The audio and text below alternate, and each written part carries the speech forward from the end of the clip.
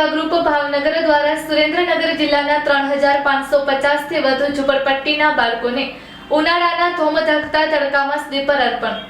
રાષ્ટ્રસંત પરમ ગુરુદેવ શ્રી નમ્રમુનિ મહારાજ સાહેબની પ્રેરણાથી દેશ વિદેશમાં માનવ સેવા અને જીવદયાના અનેક પ્રકલ્પો ચાલે છે।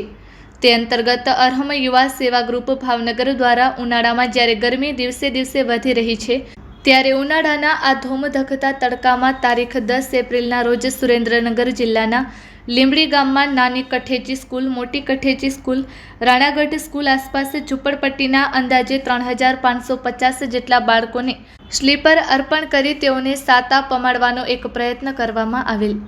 માનવતાના આ સત્કાર્ય માટે શ્રી સવિતાબેન જયંતિલાલ છગનલાલ કોઠારી પરિવારનો સહયોગ પ્રાપ્ત થયેલ અને અર્હમ ગ્રુપ ભાવનગરના સેવકો દ્વારા જહેમત ઉઠાવવામાં આવેલ।